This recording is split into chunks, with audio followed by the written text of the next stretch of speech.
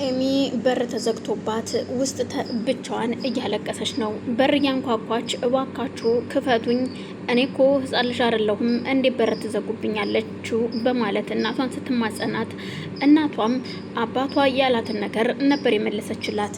እባክሽ ልጄ እሱ እየተጫወተብሽ ነው፣ ሳሚ እየተጫወተብሽ ነው። አባትሽ ያላየውን ነገር ሊናገር አይችልም። አዎ ካክስትሽ ጋራ ጓደኝነት መስርቷል እየተባለ ነው። በፍጹም ይሄንን አያደርግም። ምን ነው ዛሬ አንቺም አባቴን መሰልሽሳ? በቀደም እኮ እንደዛ ሲሆን በፍጹም ይሄ ሁን ተብሎ የተሰራ ሴራ ነው ስትይ ነበረ። ዛሬ ደግሞ አባቴን መሰልሽሳ? በማለት ኤሚ እናቷን ትናገራታለች። ኑሐሚን ሳሚን አግኝታ ስታናግረው ቆይ አንተ ግን ጥሩ ጀብድ እንደሰራ ሁሉ ደግሞ እዚህ ሰፈር ትታያለህ ወይ ስትለው በፍጹም እንደዛ ማለት አይደለም፣ እባክሽን ተረጅኝ ኑሐሚ፣ እኔ የማደርገው ያደረኩትም የማቀውም ነገር የለም። ይሄ ሁሉ የነሱ ሴራ ነው። እውነቴን ነው ምልሽ፣ እኔ አላቅም። ይቺ ሩማን የምትባል ሴትዮ እያጠመደችው ወጥመድ እንጂ እኔ ሁን ብዬ ያደረኩት ነገር አይደለም። እኔ ምንም የማውቀው ነገር የለም ስለተፈጠረው ነገር። የመጣሁትኝም ደግሞ ኤሚን ለማየት ነው። ትወጣለች አትወጣም የሚለውን ነገር ለማየት ነው። እናም እባክሽ፣ ኧረ እባክህ ቤተሰቡን ከበጠበጥክ በኋላ ታቂኛለሽ፣ አውቃለሁ። እኔ ክፉ ሰው ነኝ። በፊት ክፉ ነበርኩ፣ አሁን ግን ተስተካክያለሁ። አዎ አንተ በፊት ተራህን የሰው ቪዲዮ ይዘህ ሰውን እንደምታሳቅቀው ሁሉ አሁን ደግሞ በአንተ ላይ ቪዲዮ ተይዞብሃል። ሰው የዘራውን ነው የሚያጭደው ስትለው ትክክል ነሽ። አዎ የዘራሁትን እያጨድኩኝ ነው፣ ግን ደግሞ ምንም ያደረኩት ነገር የለም እመኝኝ በማለት ቢጠይቃትም እሷ ግን ልታምነው አልቻለችም። ሲምባ ከተኛበት ወጥቶ ሰዎች እየተኙ አስመስሎ ልብሱን አስተካክሎ ካለበት ክፍል ተነስቶ ወጥቶ ጠፍቷል። ወጥቶ ሲሮጥ በድንገት የኮማንደሩ ጠባቂዎች ያዩታል። ተከትለውት ቢመጡም ወደ ሰማይ እየተኮሰ ተከትሎት ቢመጣ እሱ ግን አልተያዘም። በአጋጣሚ አንድ በክፍት የሆነ በር ሲያገኝ እዛ በር ተነስቶ ይገባል።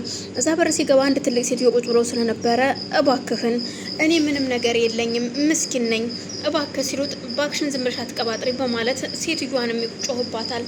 እባክህን አውቃለሁ ሌባ አይደለህ፣ ሌባ ደግሞ መጥቶ ባዶ እጁን አይሄድም። አንድ ቴሌቪዥን አለች እሷን ይዘህ ሂድ አለችልህ፣ እኔን ግን ምንም እንዳታደርገኝ ሲሉ ይማጸኑታል። እኔ ምንም ነገር አልፈልግም፣ አሁን የምፈልገው አንቺ ነው፣ ግቢና ቀሚስሽን አውልቂው ሲላት አልገባኝም እባክህን እኔ እንዳትገለኝ በማለት ይማጸኑታል። ሲምባ የሚናገረው በጩኸት ስለነበረ አሮጊቱ አልተረዱትም። እናም እሺ በማለት በስከ መጨረሻ ስለፈሩ አብረው ወደ ውስጥ ይገባሉ። ከገቡ በኋላ የለበሱትን ቀሚስ አስወልቆ ሻሻቸውን ሁሉ ነገራቸውን ለብሶ ሴት መስሎ ይወጣል።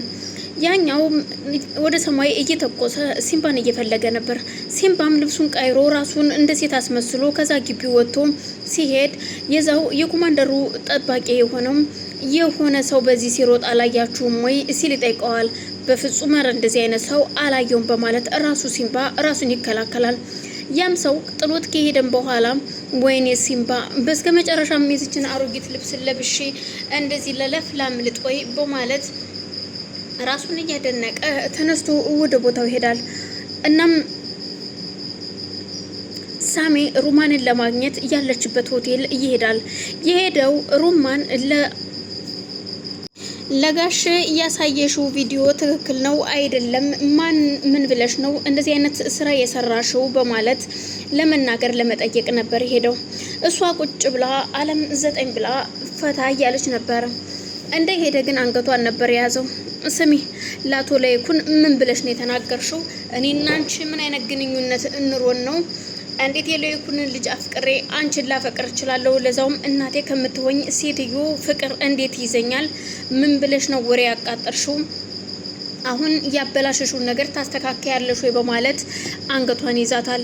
እኔ ምን እያደረክ ነው እንዴ? እኔ እኮ ምንም የማውቀው ነገር የለም እባክህ ልቀቀኝ በማለት ስትማጸነው በፍጹም ምንም እንዳላደረገችና ምንም የምታውቀው ነገር እንደሌለ ትነግረዋለች።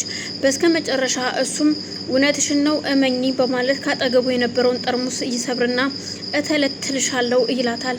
ምንም ምን የማውቀው ነገር የለም እባክህን ተወኝ ስትለው እሱ ግን በፍጹም እንደማይተዋትና እንደማይለቃት ይነግራታል። ምንም የምታውቀው ነገር የለም፣ እኔ የተናገርኩት ነገር የለም፣ እባክህን ተወኝ ብላ በስከ መጨረሻም ይለቃታል። ከአቶ ሌኩን ጋር ሄጄ ሁሉንም ነግሬያቸው ካጣራሁኝ በኋላ ደግሞ አገኝሻለሁ የትም አታመልጭኝም በማለት ዝቶባት ይሄዳል። እሷም ችግር ተጋብታ ወይ ጉድ ያም እየመጣ አንገቴን ይይዘኛል ቆይ ማን ነው ግን እኔን የሚያምነኝ በማለት ራሷን ግራ እያጋባች አሁን ላይ እሷ ደህና ሰው መስላ ቀርባ ሁሉንም የነሱን ንብረት ለመውረስ ተዘጋጅታለች። ናሁን ምን እዛ የግድ ህገ ወጥ ስራውን እንዲሰራም እየጎተጎተችው ነው። ግን አቶ ለይኩንና እናቱ በፍጹም ይህንን ስራ መስራት የለብህም እኛ ድርጅታችንን በራሱ ሰዓት እናስነሳዋለን እንጂ በፍጹም አይሆንም ብሏል። ግን ደግሞ ይባስ ብሎ ደግሞ ተሰማም በአቶ ለይኩን እርዳታ የተቀየረው ሰውዬ ቤቱንም ሁሉ ነገር ንብረቱን አስይዞ እዛው ህገወጥ ስራ ላይ ተሰማርቷል። ለይኩንም እንዴት እንደዚህ ታደርጋለህ ተሰማ ምን እያደረክ ነው? ይሄ እኮ ህገወጥ ስራ ነው ቢሎም አሻፈረኝ አንተን አይመለከትህም አያገባህም ይለዋል። ኑሐሚንም ሳይቀር ተናግራለች። ግን ተሰማ በፍጹም አልሰማችሁም ከፈለክ አንተም እዛ ቤት የሆነ ነገር ክናሲዝና እዚህ ድርጅት ውስጥ ተሳተፍና ድርጅትን መልሰው በማለት ጭራሽ እሱም እዛ ውስጥ እንዲገባ ይገፋፋዋል። ናሁምንም እየገፋፉት ያሉት ተሰማና ሩማን እንደሆኑ እርግጥ ነው። ግን ደግሞ ሁሉም ሰው ናሁምን እየደገፈው ሰው የለም። ምክንያቱም ይሄ የሚመጣው እቃ ኤክስፓየርድ ያደረገ ዓመተ ምሕረቱ ያለፈበት ስለሆነ መንግስት ያወቀ ጊዜ ሁሉም ነገራቸው እንደሚከስርና እንደሚወረስ ቢነግሩትም ናሁም ግን በፍጹም አሻፈረኝ ሁሉንም ነገር ለኔ ኃላፊነት ስጡኝና እኔ አስተካክለዋለሁ እያለ ቤተሰቡን እያተራመሰው ነው። እናም ደግሞ ሁሉም ነገር አንተ ባልከው ሳይሆን አባትህ እኮ ሆቴሉንም ሆነ ድርጅቱን እዚህ ያደረሰው እንደዚህ በድርቅነት ሳይሆን በስሌት ነው። ስለዚህ የሆነ ነገር ለመስራት ካሰብክ እናሁም እመነኝ ቀስ ብለህ ተረጋግተህ ይደርሳል እንጂ በፍጹም እዚህ ህገወጥ ስራ ላይ ገብተህ ምንም የሚቀየር ነገር የለም። የባስ ብለህ ደግሞ ሁሉ ነገር ታሳጣናለህ በማለት ስትነግረው እናትና አባቴ ድሮም እናንተ እኔን አትደግፉኝም በማለት ገላምጧት ትቷት ይሄዳል። ግራ የተጋባችው እናትም ዝናሽ ልጇ ግራ ያጋባት በር የተዘጋባት ኤሚን እስኪ ኑሐሚን እባክሽን እንያት እስኪ በማለት ወደ ውስጥ ሲሄዱ ኑሐሚን በሩን ስታንኳኳ ኤሚ ራሷን ለማጥፋት እየተዘጋጀች ነው። በር ተቆልፎብኝ እስከ መቼ ልቀቁኝና በቃ ልብረር እንደፈለኩ ክንፌን አትስበሩት በር ዘግታችሁ ብትላቸውም ይኸውልሽ የኔ ልጅ አባትሽ ላንቺ አስቦ እኮ ነው ታውቂያለሽ ደግሞ ክብሩን ስለሚጠብቅ ነው እንደዚህ የሚለው ቢላትም የእናንተ ክብር የኔን ፍቅር አይገዛውም የራሳችሁ ጉዳይ ነው። ግን ይውላችሁ እመኑኝ ሳሚ እዚህ ውስጥ የለበትም ይሄ ሁን ብላ አክስቴ ያሴረችው ሴራ ነው እናም የሌሎች ሰዎች ቅንብር ነው ብትላቸውም ማንም የሚሰማት የለም። አቶ ለይኩን በድንገት ከቤት ወጥቶ መንገድ ላይ ተሰማን ያገኘዋል። ተሰማን አግኝቶት ሲያናግረው ተሰማ ይባስ ብሎ ለይኩንን በቦክስ ይመታዋል። ከአንዴም ሁለቴ ደጋግሞ በቦክስ ሲመታው አፍንጫውም ሲደማ ፊቱም ሲበልስ ድንገት ሳሚ በርቀቱ ነው ያየዋል። ሊገላግላቸው ሲመጣ አንተ ደግሞ ማነህ በማለት ተሰማም ጓደኛውን ከደብድቦ ከጣለው በኋላ ጥሎት ሄዷል።